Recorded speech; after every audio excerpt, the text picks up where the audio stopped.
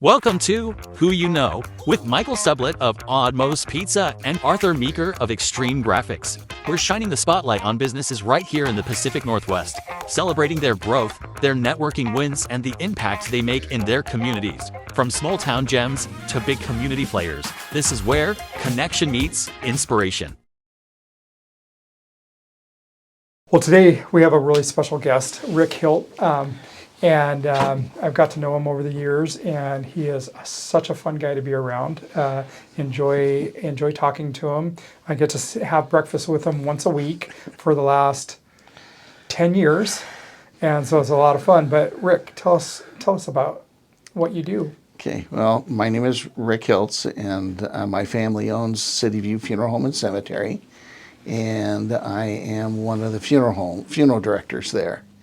And I also manage the cemetery too, so it's a busy place.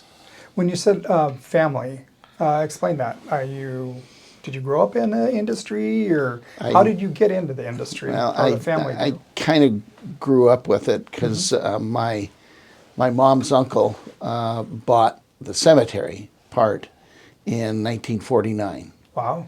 And my mom started working there in, I think, 1963, I think.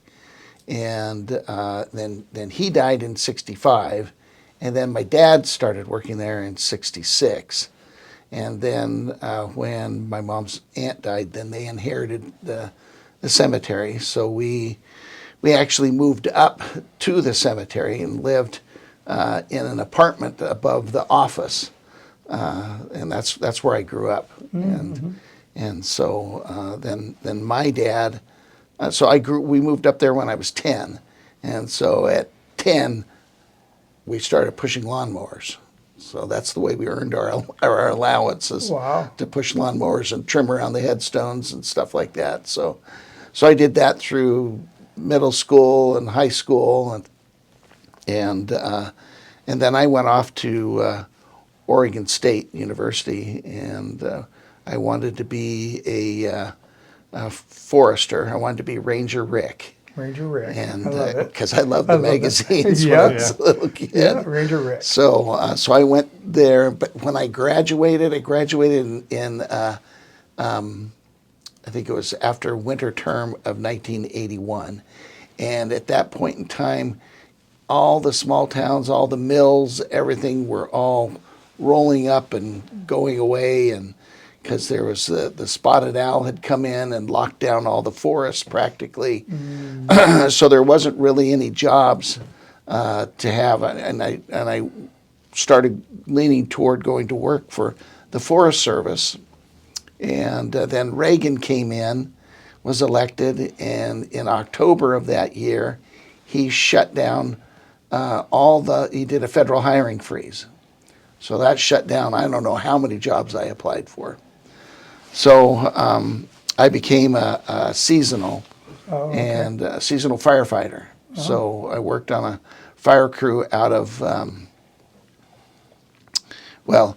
you think Burns is a long ways away from anything. Well, we were like an hour from Burns. So wow. we were way out in the middle of nowhere. boonies. Yeah. And there was a ranger station there, and there was, probably 6 or 7 buildings, a couple of bunkhouses and stuff like that. And so we stayed there during the summer, and we had a couple of fires that we had to work on. And and then in the fall of that year, they were again winding down. Fire season was over, and so I got a job working assisting timber cruisers, which was an interesting job. We out of Eugene in the up the McKenzie. Yeah. In the Marcola area. And so that was an interesting job. I'd come home. I wore these boots that had little spikes on them. They're called corks. So you wouldn't fall as much. And I'd have to dry them out every night because they were just soaking wet. Oh, I can imagine. And then we'd go back out the next day. And how long was your rotation when you'd have to be out there at the station? we were out there, 5 days. 5 days. 5 days, and then we'd have 2 days off. Oh, okay. And they there was like 3 fire crews out there. And so everybody had 2 days off, and then there was one day when all three fire crews were on. That's a lot of work. So, firefighting, wildland firefighting is it's we did some projects. The Forest Service was meddling with genetics, and this guy, his name was I can't remember what his first name was, but I think his last name was Ekfo. And so we had these units that they logged them, and they were at different elevations, different aspects, north, south, east, or west. And so then they went through the forest and selected what they called super trees. So they had certain criteria, and then they put a squirrel band on it, keep the squirrels from getting the cones. And then they'd go in and harvest the cones and plant the seeds and keep track of, okay, this group of seeds came from 5,000 feet at a south aspect. Oh, wow. And so then in these units that were logged, we went in and cleared all the underbrush and thinned from the edge of the unit back about 120 feet. Oh, wow. And so what that was to do is when a fire came, it would immediately go to the ground. And so we did that, and then these units were planted with trees from all different aspects and all different elevations, and then they kept track of how fast they grew.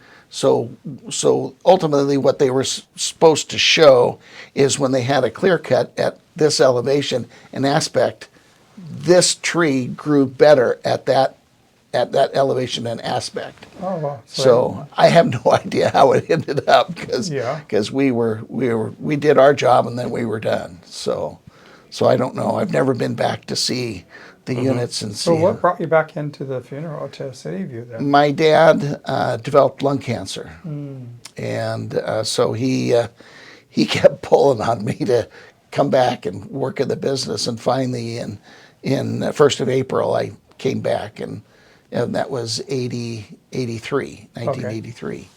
So I've been there for 43 years. So wow, that's a long time. Yeah, and then so my mom and I ran it, and then she died 2.5 years later, and so after that it was just me. And I have 2 brothers and a sister, but they didn't really want to work there, so they had their own careers and stuff like that, and so it was just me. It really takes a special person to do what you're doing.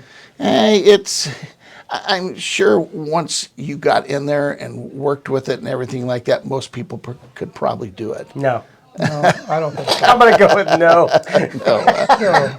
That's because you got to deal with a lot of angles. I mean, the emotion alone for me that would be enough for me. And it's interesting. There's a lot of difference between just operating a cemetery and then putting a funeral home into that mix. Because a funeral home, when we were just a cemetery, we'd see families that had had a death, but they'd had 2 or 3 or 4 days to collect their thoughts, work through some things, stuff like that. But when you're a funeral home and you go to the location of death, that really blew me away, because just the emotions and stuff like that were pretty raw at that time. And so it took a while to get used to that. It took a while to get up in the middle of the night and going and putting on a suit and tie and going somewhere. How often do you get 1, 2 calls a night? I mean, is it very in about a month's time, we probably do probably 30 to 35 calls. Oh, wow. Now, not all of them are in the middle of the night. Right. So some of them are during the day. Some are at the hospital, and so we can wait to go to the hospital until first thing in the morning. So no, you're explaining earlier that Salem doesn't have a morgue, and so it's a rotation. Yes. Can I explain that? Well, the Salem, or Marion County, I should say, doesn't have a morgue where they send out people to make the removals and go back to that morgue, everything like that. So what Marion County's done, the medical examiner has asked the funeral homes to be that person that goes to the location of death and bring the body back to their funeral home. And so we rotate every month on that. So I think what's interesting is we're in a very competitive industry. And so I look at your industry, and do you communicate really well with a lot of the other facilities that you do? it has changed a little bit. It changed a lot, I should say. When I first started, after my dad died, the Crest, which is another cemetery here in Salem, my dad and he were really good friends. And so he kind of took me under his wing and kind of was a mentor to me for 5 or 6 years till I got my feet underneath me and I knew what I was doing. So, and it was also the same thing in the funeral industry until the corporations started coming in. So you lost, like one of the funeral homes here in Salem, they had 3 or 4 funeral directors that had been there for 20 or 30 years.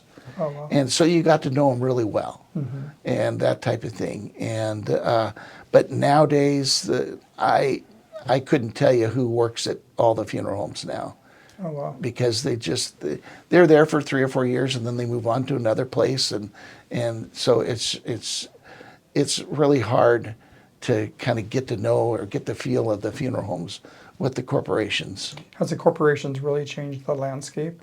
Yeah, For they have. I mean, is it? It's not as personal.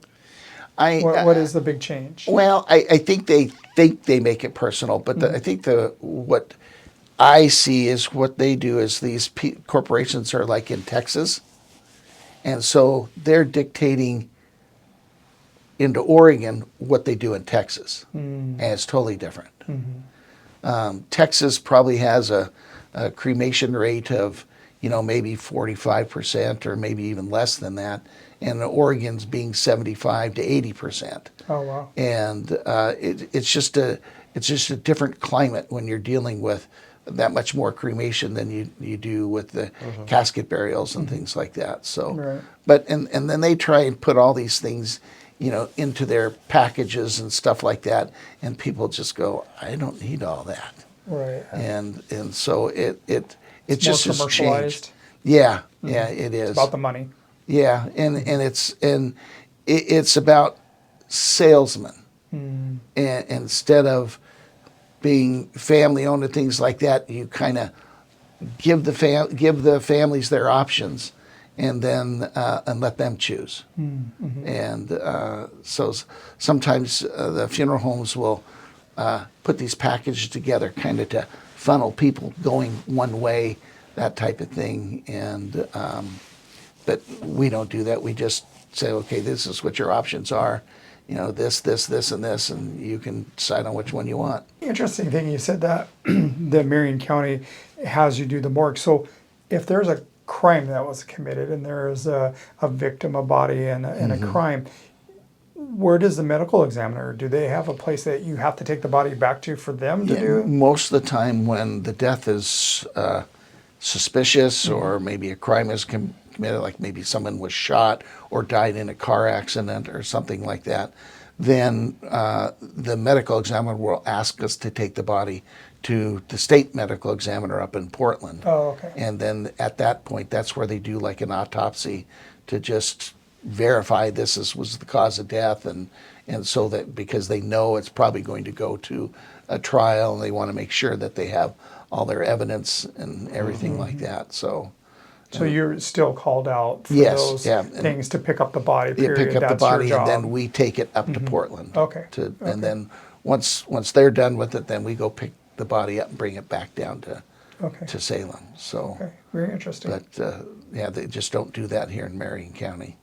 Very interesting. My mom being a nurse, she'd just be like, we watch any show that has medical in it, she'd be like, I mean, that's not the way it goes. Yeah. So I was curious, in your line of work, what are things that people just don't realize? Is there anything that just... I think they don't realize the amount of time that is taken when somebody dies, and all the paperwork that we have to do.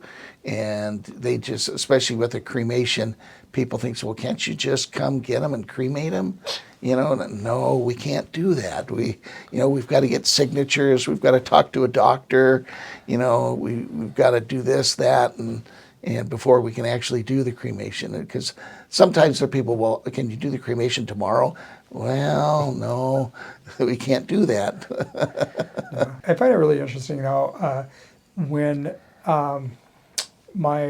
both my parents passed away, were Jewish, and there's a whole different procedure, different what's the word I'm looking for? The way they take care of the body for Preparation. that. Yeah. They wrap it in a shroud and Yeah. and stuff like that. Do you accommodate all religions? Yes. Okay. Yeah, we do. We've done probably a dozen people that were Jewish, and they actually have a committee that comes in and they bathe the body and put all the oils and things like that, and then they wrap the body in a.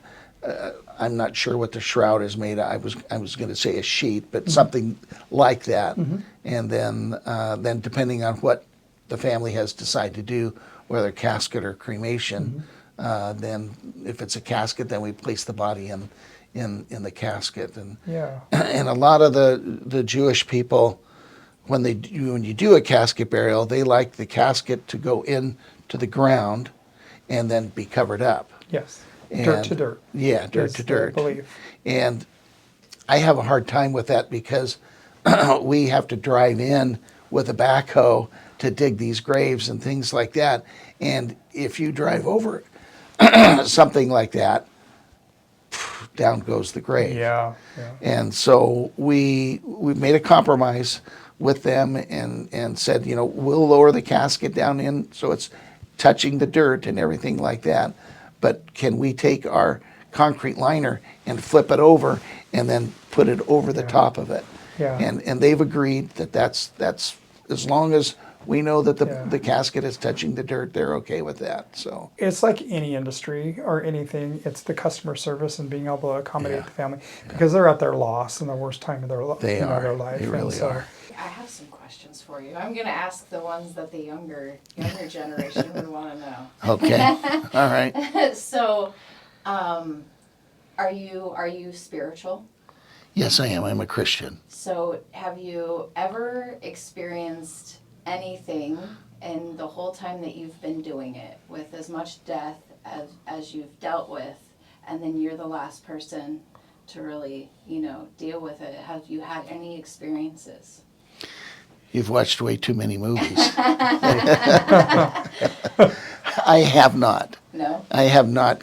You read about or something where somebody wakes up on the table, or before they're going to the crematory, they're awake and stuff like that. I have not. The medical profession pretty much makes sure that the person has passed, Yeah. and before anything like that happens, to talk about that a little bit. Back when they had the plague back in Europe, Yeah. they had exhumed people and had found that there were scratch marks on the top of the casket. Oh, And terrible. so what they would do is they put a little string down into the casket and it had a bell up on top. And so if the person woke up, then they could ring the bell. Do you guys still practice that? No. Just curious. And then another question is, you said that you also you run the cemetery too. Yes. So what kind of fun things do you get to endure with the young kids coming in there, or have you ever had to deal with anybody just staying in there late at night? Oh yeah, we've had to kick people out and stuff like that, and we Halloween it's not so much anymore, but it was a fun time to be walking around in there because the kids would come up and go into the cemetery and try and scare each other, and then you'd step out behind a bush or something So like you would that. scare them? Oh yeah. Oh, yeah. How fun is that? That would be fun. Oh yeah. Do you do trick or treating there? Not in the cemetery. Okay, I was gonna say you should do that. That should be an event. But I live right next to the cemetery. Yeah. And we only get like about 5 or 6 trick-or-treaters every year, so not very many. But we used to, my older brother made a little mini bike. and a homemade mini bike. And so he would go up in the cemetery and wait for the kids to come in, and then he'd start up the mini bike, and he'd just go roaring after them and screaming and everything like that. And all you see is the bottoms of their feet running towards the gate to get out. That's awesome. So Yeah. That's awesome. So not a lot of people know, they just kind of go by, okay, sunrise, sunset, like respectable hours Yeah. if you are going to just walk around and you know, be in it. What are those hours? Well, we have a lot of people. We're right in the middle of a neighborhood, basically. And so we have all the neighbors are walking their dogs or going for a walk because it's quiet. You don't have to deal with cars going by and stuff like that. And so there's a lot of people that do that in there, and which is great because that means they're comfortable with being in there, because not a lot of people are comfortable with going into a cemetery to begin with. We usually open the gates around by 6 o'clock, and then the closing the gates varies between 9:30 and this time of year. Well, as we get closer to the middle of June, and then in the wintertime it's like 5:30 or 6. So Not a lot of people know that. You know, Yeah. they'll just kind of think, oh, I can go walk in there at any time, and Yeah. no. yeah. And we have a large indoor mausoleum, and it opens at 8 and closes at 5, because it can be, some strange people can come in there. So let's talk about the mausoleum a little bit. So I remember hearing you talk about when it was under construction and as a kid. You guys used to play in it, right? And but talk about how that is set up. What is a mausoleum to begin with, and what do you put in a mausoleum? Okay. And share that with us. So a mausoleum is above ground interment of human remains, whether they be casketed or whether they be cremated. And of course, a large part of the mausoleum, when you look at the footprint of it, it's for caskets because they're obviously bigger. And so if you took off all the marble off the mausoleum, you would see like basically a honeycomb is what it would look like. Because you just got all these little slots where the caskets go in. And then they're sealed to the inside of the building. Okay. They have vents that go out through the roof and things like that, but they can't vent to the inside of the building. You put the caskets in these, and they're sealed, but they're vented. Just really weird thought. Are the caskets sealed too? Like when they close a casket? Some of them your are. body's decomposed and stuff. Yeah. And those gases escape? Is that what the venting to the That's bucket's what for? the venting is, because if we didn't do that, they could build up and actually not blow, could break the seal. Okay. And then we've got to deal with the Smell. odor and Yeah. everything like that. So, yeah, so they are, some of them caskets do seal, some of them don't. And basically what happens in a mausoleum is very much like Egypt. They just dry out, okay. basically.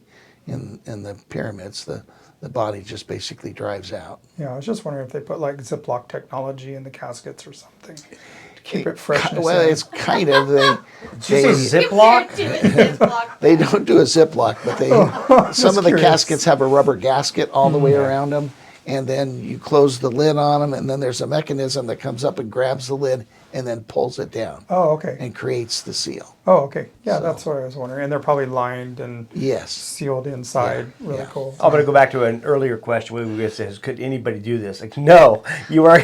Every time you talk about what you have to deal with, it really lets me know this is not something I could do. But one of the questions I had was military. You know, do you have any special services for military?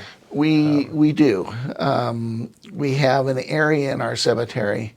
We have two actually, circles that have a flagpole in the middle.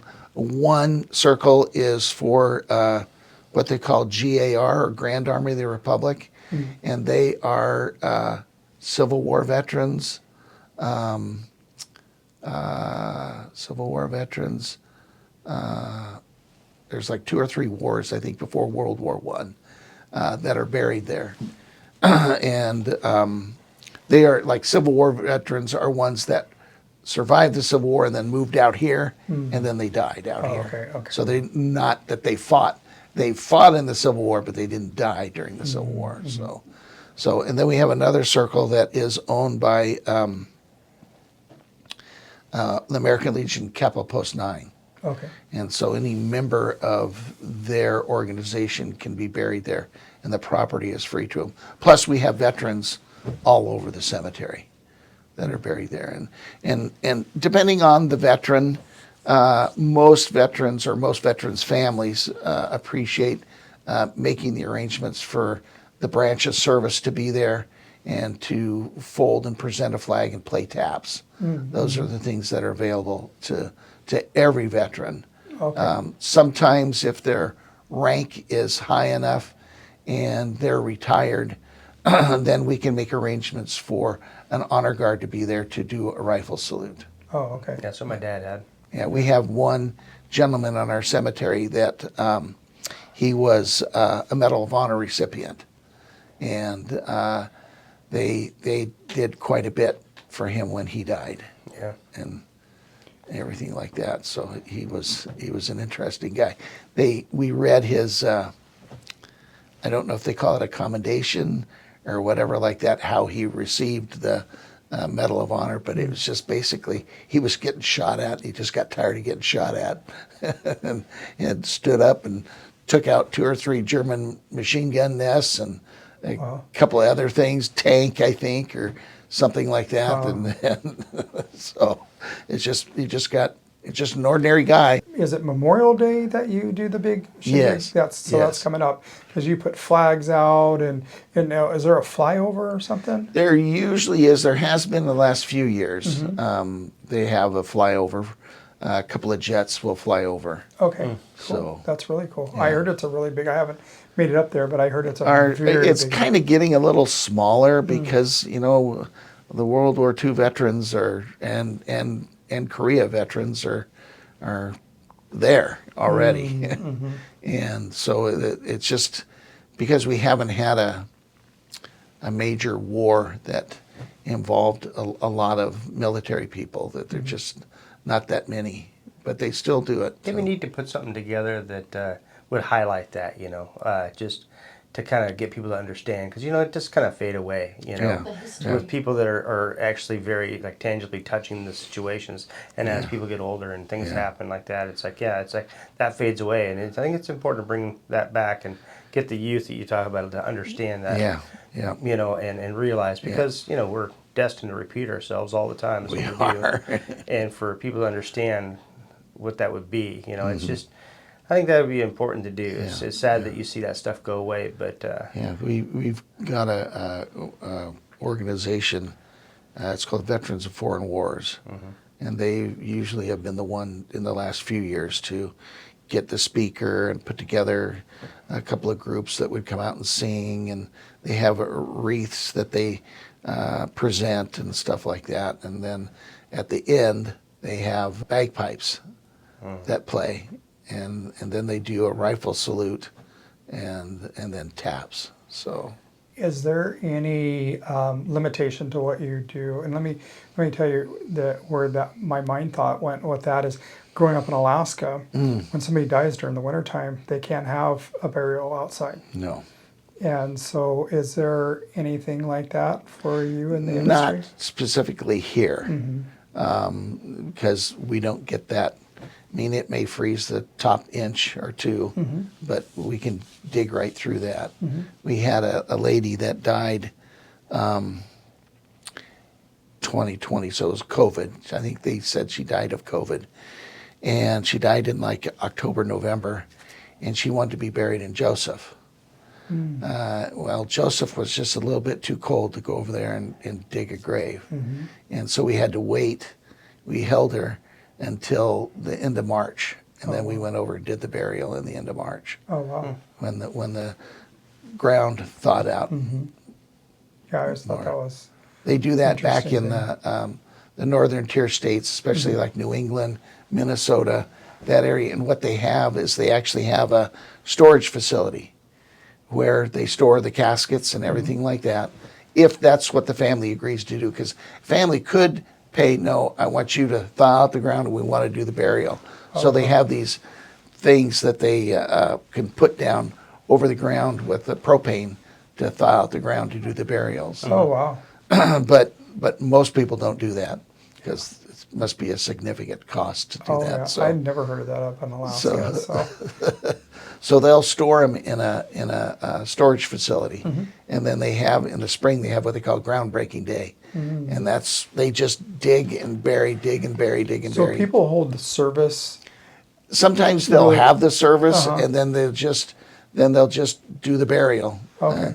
And most of the time they'll do that because how do you wait 3 to 4 months before you have and you've got to deal with that. We still got to do the burial, still have to do the burial. Right. So. That's like bringing up that. Yeah, so they'll have the service and everything, and then they store the casket, and then when they can do the burial, then they'll do it. Hey, have you had some pretty unique requests come your direction for people? Because like my brother, just to give you an example, he wants to be put in a ship and set on fire and sent out in the ocean. Oh, he wants to do the Viking burial. Yeah, because that's where... Yeah. I haven't had that asked. Well, I should say I have people, teasing me, say, well, can you do that? He's pretty serious about it, but have you had any unusual requests? Oh, I don't know if they're unusual. It's just a little bit different than sometimes and it's different. People have different traditions and stuff.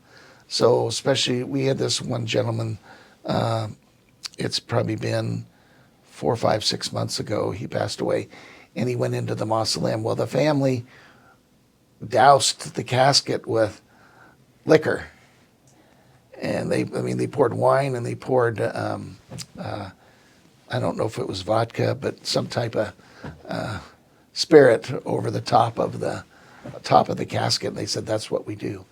I said, okay, that's different. I had never seen that before. Of course, then we had to clean everything up. Yeah. So, but yeah, there's been some interesting things done that way, or they'll want to be there and watch the casket go all the way into the ground, and then all the dirt go on and everything like that. But that's more of a cultural thing. The Hispanic population wants to be there. And Islander population want to be there and witness the whole thing till the sod goes on top. That was another one of my questions, is Native Americans and things like that. I haven't done too many Native Americans, Yeah.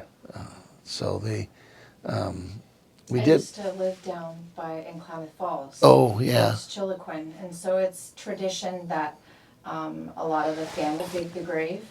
There's a lot of ritual to it, but yeah. yeah. We did one that was cremated and buried them, and they had some things that they did, some chants that they did. I take that back. I have done some Native Americans, and they'll have like a drummer, I don't know, or a thing that they, and then they'll chant with that, and that's kind of about the basic that they do, and they'll have some sage that they'll burn, and things. I hear that people like to have personal belongings and stuff like that put in the caskets. What is the oddest thing that you've been requested to put in a casket? Oh boy. Probably a lot of things over the years. Oh right? yeah. I mean, the pictures is obviously a big one, or a quilt, or we've had several that have. Before you put the body into the casket, we want this blanket to be in there. It was his or hers favorite blanket, and so we'll put that in there and then put the body in. They'll put, hats, baseball cards, all sorts of stuff. What's one of the oldest tombstones dated back? In our particular cemetery, it dates back. This gentleman, our cemetery was started in 1893, but this gentleman died in 1888 and was, when our cemetery opened, was moved into our cemetery for some reason. I'm not sure why. But I hate to say it, I don't mean to, that's what's going to happen to me. Is I'm going to go into a cemetery and they keep moving me because I move so much, and it's like I can't get away from it. That's probably what's going to happen. That's gonna that's move going to you be from my town to town? They're just going to keep moving me. Hey, by the way, you got a spot, open spot. We got to go. We got to get him out of here. He's been here for 6 months. We got to go. That's definitely Yeah. one thing I love to do is go to the surrounding cemeteries like Silverton. Oh, yeah. There's even some that are just scattered out, like as you go further out of Salem, and to see the dates on those. Yeah. And with those smaller ones, like, are they locked in there? Because I know cemeteries move. So how does that? They do? How does that? Well, I only say that in bigger cities. She's watched too many movies again. I watch all kinds of things. So, Well, okay, so San Francisco, I'll take that as an Yeah. example. San Francisco had all these little cemeteries all over San Francisco proper. And so the property came pretty valuable, for building big skyscrapers on or whatever like that. So they have this city south of San Francisco. It's called Colma, and it's called the City of the Dead. And so they dug up all these people in all these little cemeteries and moved them out to this cemetery, I'll call it Cemetery Row, because there's like this street that goes down, and then you got one cemetery here, over here, you go down, there's another one here, another one there. And they plan on being there forever, right? Well, they will be there forever now, but the Pioneer Cemetery, which is right next to ours, it was started in 1854. And the first burial was made there in 1849. David Leslie, his wife died, and it was his donation land claim, and buried her there. And then in 1854, he gave the property to the Oddfellows Lodge to start a cemetery. So it's an Oddfellows cemetery, basically, but they don't own it anymore. The city of Salem does, and we thank you for paying your taxes to maintain it. So I've traveled a little bit, and my mom and I went to Norway, to where we came from, in Vik. We went and visited an 850-year-old church. Oh my gosh! And you talk about gravestones that Yeah. have, that was really strange. Yeah. Have you ever? I think for us it was just so fascinating. But I don't like visiting places That's like a long that. ways away. But it was just, it had some of our last names. And it was just kind of weird to think, wow, that's so long ago. Yeah. So for my mom, she liked that kind of stuff. I'm not a fan of that, But do you travel around to see how other? Oh yeah. Wherever we go, we will go to a cemetery and see what it looks like. And we went a trip back to Boston and went to Salem, and just outside of Boston. And they had this area, this old cemetery, and most of the headstones were kind of rounded like this, but they were made out of slate. And slate does not hold up very well, and so you couldn't read them very well. So then they had another marker off to the side or in front that said who was buried there with the date of birth and death on it. And same thing, we went to not Nantucket, but where did the Kennedys hang out at? I can't remember. We don't have a trivia portion of our show. Okay, no trivia portion. So it's called, Because we're terrible at it. we went up to a place called Provincetown, Yeah. which is at the way at the tip of this, and this is Provincetown where the Pilgrims came, and they started there, and then they went down and landed in Plymouth. And so these, I don't know, they, 15, 16, 1700s, or at least when they were born. But man, it's just really old. I mean, we out here we don't have anything that old. I mean, we've got probably people that were born in the late 1700s, that type of thing, but nothing like that at all. Wow, that's So- very interesting. Yeah. So wherever we go, we're walking. Oh, guys, there's a cemetery. Let's go walk through it. And so, but it's just interesting how different cemeteries are laid out and stuff like that. So And you critique them? sometimes. Yeah, I would do that. I do that with my industry. You do that with your industry. everybody, right? I'm a student of the industry, so I like to see how they do what they do and what their angle and their perspective on it and stuff. I don't necessarily break apart their products too much. Just 'cause No, everybody not has breaking their thing. apart, but analyzing what Analyze, they do. but I mostly I like the flow. I like to see how they do. But do you see many? Like you were talking about the slate. Do you see many stones now? Because they used to be grandeur. You used to have a lot of different things like that. Do you get many requests for that now, or is it mostly Not just very many. There are a few. Sometimes we'll have somebody that really wants to. I always use like honor their loved one with this huge stone. That's a really respectful way of saying that. Thank you. So, but not very much. Most of the time, nowadays people buy just the flat markers. Yeah. And we're actually the only active cemetery in Salem that has raised headstones in it. The other one across the river does, but just in small areas. Most of it's flat and everything. And Crest, the other one here in Salem, it's all flat.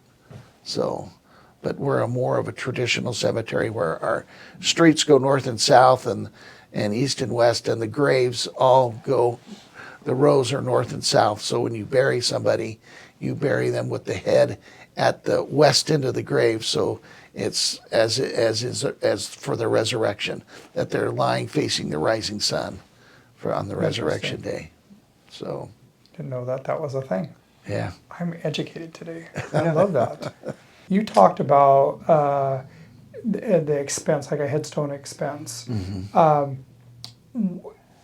Share with us, like, it's expensive. It can be. And so a lot of people don't realize that, and you just never know when that time comes for somebody. Is there things that you have in place at City View to help people get ready? I'm asking for a friend because I just turned 60. You did just turn 60. Huh? You just did turn 60. I did yesterday, and so but to help the family out, because it can be a huge expense. It can be, right now, probably the average, if you don't have anything for a casket burial, if you don't have any cemetery property, nothing like that, you're probably looking between $10,000 to $15,000 for everything. You can prepay for things in advance, which makes it a lot easier on the family at the time. And so when we do pre-arrangements, we do it just basically like if we were sitting down with people doing an at-need arrangement. They can choose their casket, choose what kind of service they want. They can choose a memorial folder that is given to everybody who comes to the funeral. Sometimes people even choose music, and they'll even write an obituary to be able to be published. So, and in those things, then they're paying for those things at what they cost today. Okay, that's what I was going to ask. And so knowing that 10 years from now or 20 years from now, if the death was to occur that long, that those things are already paid for. And so it can hedge off inflation quite a bit. Oh, yeah. In doing that. Do you see a lot of people coming in and doing that? I mean, they're not lined up at the door to come in. Right. But we do quite a bit of pre-arrangements, and I'm sure all the other funeral homes do too. Okay. And it eases the burden of the family at the time of death, because all those decisions are already made. One person told me at one time that when you die and you have a funeral, you make about as many decisions with that in about 3 to 5 days as you do with a wedding in 12 months of time. It's probably a little more detailed with a wedding and things like that, but those type of decisions, where are we going to do it, when are we going to do it, who's going to speak, that type of thing. So you still have all those decisions that need to be made, and getting that financial part out of the way, it just really eases the burden. Yeah.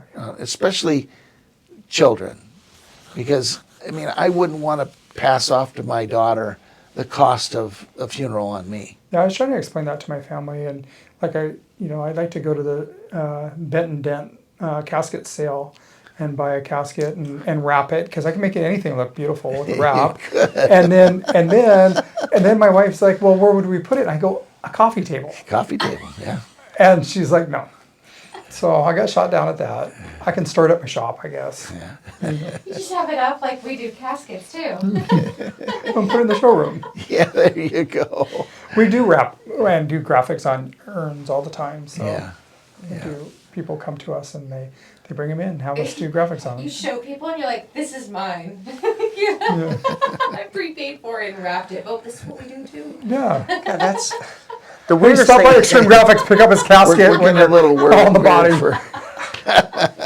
The weirdest thing I've heard lately is just this trend of people putting ashes in like the hourglasses, so it's like a timer Yeah. for like game night. Yeah. So you like, oh, that way grandma or the mom or whatever, Dungeons is like you're part of the game night because it's a special part of our family. And I'm like, how can people do that? Yeah, that's And a little strange. I have like 50-50 of my friends who go, that is a great idea. And I'm like, and I'm like, and then you have people that want to be playing, like you buy it, you become a part of a tree or Or something. crystal. Yeah, yeah. Maybe crystals. I have a friend that he told me, he said, when I die, I want you to put my ashes in a shotgun and go hunting. Or in a shotgun shell and go hunting. Oh, there you go. I said, well, I'm not going to kill anything with it because That's it just interesting. poof. Now, is it interesting? I hear people wanting to spread ashes. Is that legal? Yes. You can take somebody's ashes can. and spread I them. see so many videos where they go to shake it and the wind just blows it like right in their That's face. Just don't do it in an airplane. Oh, don't do it in an airplane. Yeah, because if you open the door of the airplane and scatter, it's all going to come right back in. Oh, yeah. Yeah, we So- and my mom, Depot Bay. Oh, We went out there, Boiler Bay.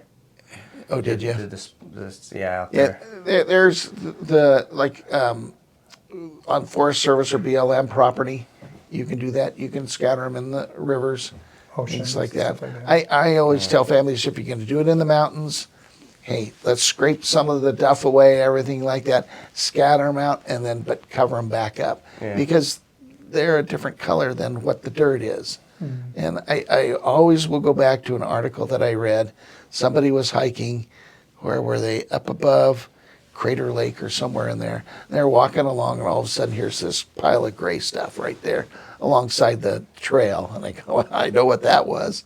So let's get on with the rapid fire questions. Oh boy, Do you prefer a walk on the beach or a stroll up in the woods? stroll in the woods. I have one more question for you. Okay, How do you go on vacation? it's tough. It's really tough. I'm leaving tomorrow morning. For the first time in 43 years, I'm going to be gone for a week right before Memorial Day. I never have taken a vacation in the month of May before. And this opportunity came up to go with our daughter back to the East Coast. And so it's pretty hard to pass up. So Going to be able to relax? I hope so. Okay, I hope so. good. Your wife and your daughter will be on top. I should probably shut my phone off so it doesn't ring. Right. Shut your phone off. Have it forwarded to somebody else that you Yeah. that know will take care of things. So, coffee or tea? Neither. Neither. What's your your beverage of choice? Water or root beer. Nice. I got to throw it out there. Beaver or duck? Beaver. Okay. I had to throw that out. I had to see if I had a trip up question. So now the thing about root beer though is sarsaparilla, or Either one. Either I've one. tasted some really, really good sarsaparilla. And then there was a brewery down in Eugene called Steelhead, and they made, I thought was the best root beer that I've ever tasted. And then they closed. And it had a little bit of a licorice taste to it. But it was really, really good. What kind of vehicle do you prefer? Vehicle? Yeah, Chevy, Truck. Ford, truck, Truck. Chevy, Ford, Toyota. Toyota. Toyota truck. You just threw that one out there for me. What's your favorite color? Blue. Blue. favorite dessert. Marionberry pie with ice cream. Okay. Heat it up. Yes. Got to throw Yes. the heated up part Yep. in there. Yep. What's your favorite type of music? Christian. Christian music? Christian, yeah. Do you play any instruments? I don't. My two brothers and my sister, I inherited my musical ability from my mom. She didn't have much. My dad was a singer and could play the clarinet and play the piano, and I just... You didn't get any of that. I didn't get any of that. Favorite TV show? Tool Time. Tool Time. Oh. Tim Taylor. Home Improvement. Home Improvement. Home Improvement, Home yeah. Improvement. Yeah. I love that. That is a gold classic. Tim Allen. Yes, Tim yeah. Allen. That's really good. Well, I think that, your industry is unique, It is. and yet it's obvious, which is kind of funny. It's like it's a niche market that covers every base. Really, it's kind of weird. It's like you're at the top of the pyramid as far as like everything that ever goes on in the world ends up right where you're at. I mean, it's like a But- pizza place. I mean, how Yeah. many pizza places are there? And there's, probably 10, 15, 20 in the city of Salem. And going. Oh, more than that, huh? Yeah. But you look at how many funeral homes or cemeteries are. Well, there's 3 cemeteries and 5 funeral homes. So there's not a whole lot. The thing is, I've known several people in the industry over the years, and I just think that those people are such great people because of what they have to deal with. For a little while, I was a firefighter in EMT, and I had to deal with that because I was on scene first, yeah. and that was always really hard. And it was and I wear my emotion on my sleeve. I can watch a movie, a little sad movie, and I'm crying like a baby. So it does take a person that is outstanding and that has a lot of compassion. So my hat's off to you on that. thank That's you. just Thank amazing. you. So I have the most respect for you because you are the last person most people see. Last one to let you down. Yep, last one. I was going to say, you probably have a lot of quick-witted jokes and things like that are passed around because of your industry. Do you have a favorite? The one is, what is it? They're dying to get in. Yeah. Someone says, you stab them, we slab them. Yeah. There's a You lot. plug them, we plant them. I really want you to wrap one of your hearse, one of your cars, and we can just, your tagline can be buried the competition. Just think that would be, it's my favorite. I kind of wanted to do a signed vehicle with an old hearse sometime. Do you have anybody that is going to take over, like a family member? Or? No, I don't. My daughter, she was thinking about it, and I told her, no, you don't want it. If she had married a funeral director, that would have been, or someone that wanted to be a funeral director, I think that would have been a different story. But it is a very time-consuming job because it's not just an 8 to 5-er, Yeah. and so her maybe starting a family or whatever like that is, how do you work that into the deal? So I'm not sure what we're going to do yet. And you don't have any partners now, it's just you? No, I have my older brother. Okay. Older brother and I are the two that are the owners of it. So, Oh, wow. so we got to figure out something to do. Yeah. So that's out there now that anybody want the job, Yeah, please apply. yeah. That's got to be quite an undertaking, too, though. I Yeah. like you said that, undertaking. Yeah. You see how I worked that in? You're What good. a pun, what a pun. Well, more than anything else, we just appreciate you taking the time to come Yeah. in. Like you said, you had a Thank rough you. night and very little sleep. Yeah, And Now you got a week vacation coming up that you're going to be Yes. on edge worrying about yeah, your big event coming up. yeah. day 3. Yeah, it You'll takes feel 3 the days. vacation after day 3. Day 3, okay. Thank you for coming in. Thank you for Yeah. the invitation, Yeah, appreciate it. I think it's great. I think it's something everybody comes across one time in their life at Yeah. least. So We can go on forever. we could go on forever.